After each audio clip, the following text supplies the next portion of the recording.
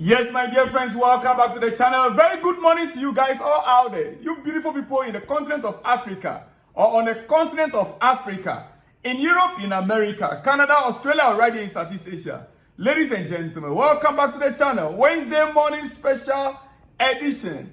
Yes, this is Salon's Blog. Remember, this is Salon's Blog and we are on Chelsea channel. But quickly, Arsenal fans, I know they had a good night.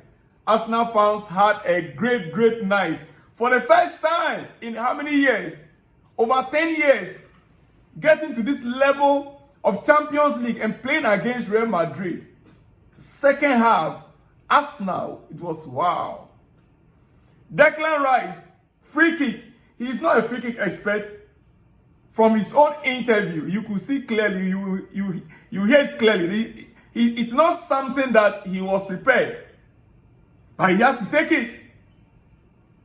He has to take it. And the second one, according to the player himself, he then had the full confidence to take the second one. So he only took the second one with confidence. And my goodness, two splendid free kicks from Declan Rice before Merino's third goal sealed it all for Arsenal. Congratulations to them anyway. But hey, it's not over. Next week Tuesday, they are not visiting the Lions Den, Bernabeu. Anything can still happen. It's not yet over. Arsenal fans should not, jubilate yet. Anything can still. But the truth is, dear friend, this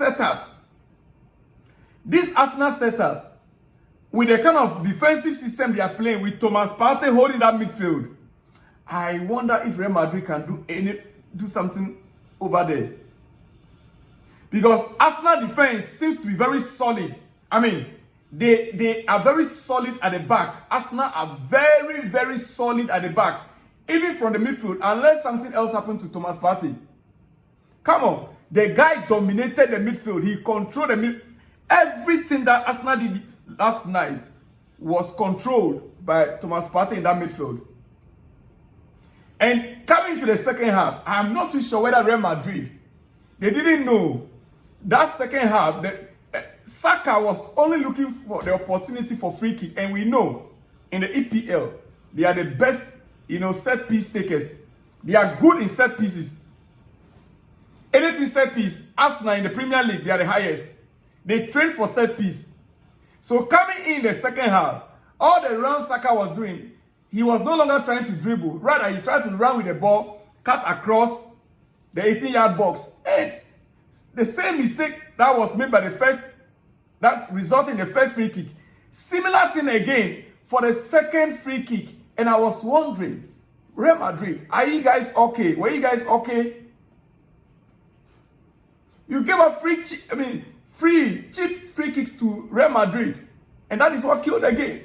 That game would have just ended 0-0. The way the game was going, it would have just ended 0-0.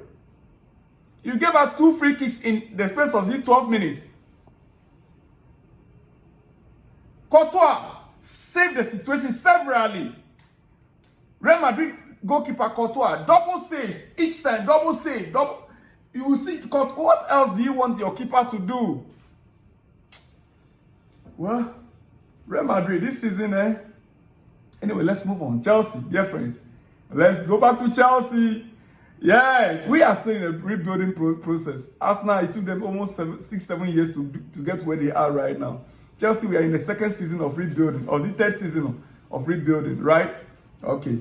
I hope we also get there soon to take on Real Madrid. We've beaten Real Madrid several times, so Arsenal fans should not come up. They shouldn't even come near Chelsea. We are not in the same level.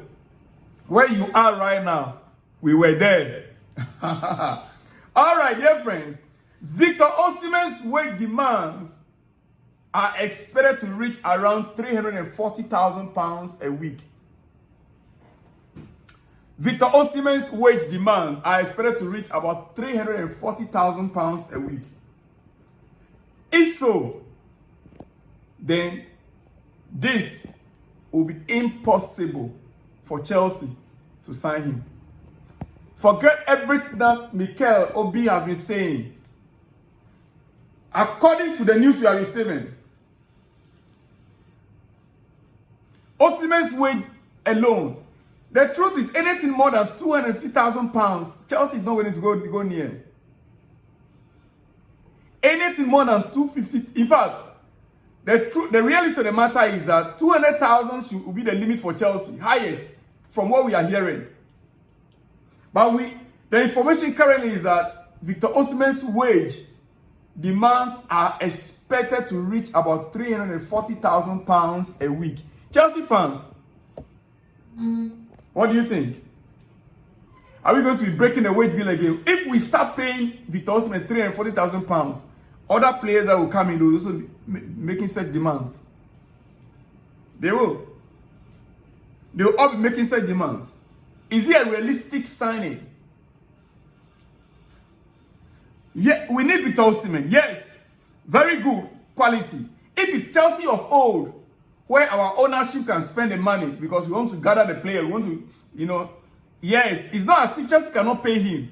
But looking at our wage structure right now and with these current new owners, do you think, listen, unless something else, Victor Osimhen, ladies and gentlemen, because yesterday I spoke about it and I saw some of the comments that are coming up. But that's why I decided to bring up this for you guys to think about it carefully.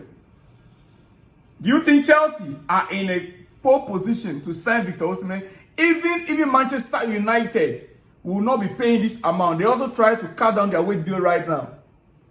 They will also not pay this amount for Victor Osimhen.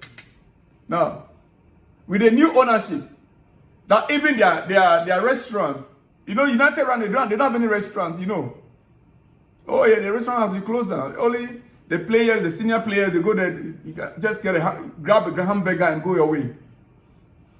The new ownership tried to cut down expenditure in a club. Well, ladies and gentlemen, we wait to see. Summer is just around the corner, and we understand Chelsea want to get every deal done by between 1st and 10th June. Chelsea want to get deals done, the incomings, the outgoings, between 1st and 10th June. Means that we are in April right now, right? Today is when? 9th April. So 9th April to 9th May is 1 month. 9th May to 10th May, 10th June. So in 2 months' time from now, Chelsea should be done with all the signings. In 2 months from now, Chelsea should be done with our outgoing and incoming. Because due to the Club World Cup, we understand FIFA want to open the windows. EPL, Premier League want to open the windows for the clubs that are going for the Club World Cup. Which, by that understanding, every other club can make signing between 1st June and 10th June. Then the window will be shut again. And it will be reopened again after a week, which will be the official transfer window that will be opening. I wonder why they didn't just allow it to flow. But the window will be shut on the 10th and reopen again after a week. Yeah. So Chelsea wants to get the deals done, every deal done between 1st and 10th of June. So we are almost there. Victor Osimhen to Chelsea. Is it realistic? Anyway, on some other news, we understand Mykhailo Mudryk. Mudryk is currently serving a provisional ban. Mykhailo Mudryk, it's been a while we heard about him. His results are out, but Chelsea are keeping it close. Yeah, no one is talking about it. You didn't hear about it from anyone. Insiders says that a provisional ban is what the player is still serving after testing positive for the banned substance meldonium. Mudryk could face a 4-year ban or a lengthy process defending himself regardless of the outcome.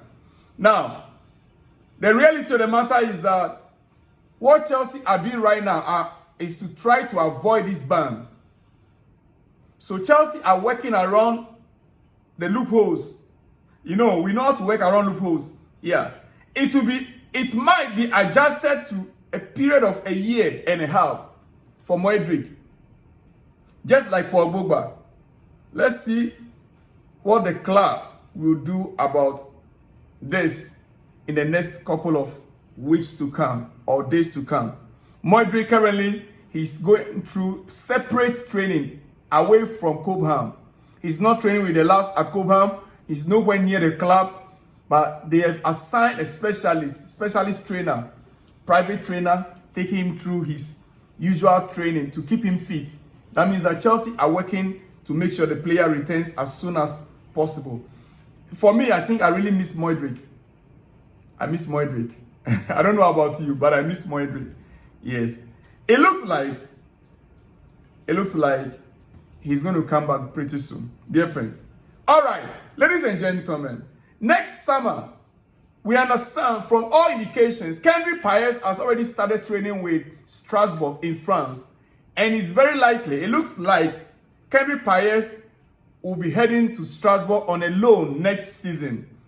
It's about the whole plan will bust up if both clubs qualify for the same European competition. Kendrick Paez being with Strasbourg right now. And Strasbourg are just about a point away from European football next season, from Champions League football next season.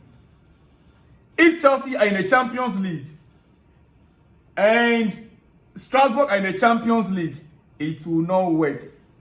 Both clubs cannot trade players. They cannot transact any business whatsoever due to multi-club ownership rules in Europe. Multi-club ownership rules in Europe will not allow the club to exchange any form of data about players, transfers, or whatever. That is what's going to happen. So Kendrick Paez is currently training with Strasbourg, but it's going to be difficult if Chelsea had to let him go on loan to Strasbourg. Ladies and gentlemen. Now, like I said to you, Chelsea are expected to be busy in the period of 1st June and 10th June. Chelsea want their winger and a striker signing ready before the Club World Cup. Okay, quickly let me say this. It's official right now. It's official by the virtue of Arsenal beating Real Madrid last night. Yes, by virtue of Arsenal beating Real Madrid last night. Now it's official. EPL, English football, have 5 slots in next season's Champions League. Now official. I said it before that any of the English clubs going into their next games in Europe, if they win their games, be it away or home, automatically English or EPL will get 5 slots in the next championship. So next season, because right now it is done and sealed, Arsenal has beaten Real Madrid.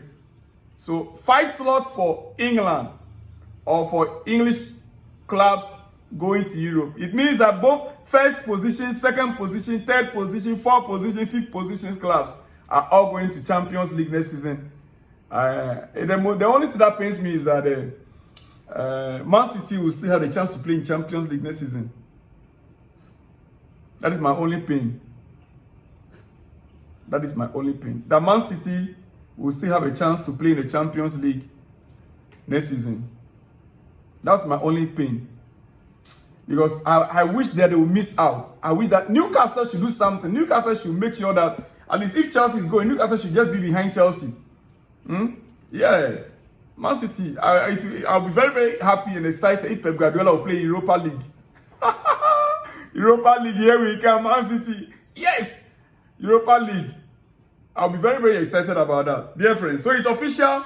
Clubs now, 5 teams from England will go to how do you call it? Ladies and gentlemen, quickly, I'm about to run up. Mykhailo Arteta, what else? Yesterday he did very well with his setup against oh my goodness.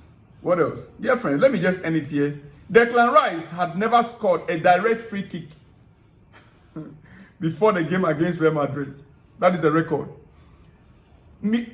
Yes, Declan Rice has never scored a direct free kick before the game against Real Madrid. Now he becomes the first player in Champions League history to score 2 direct free kick goals in a knockout stage.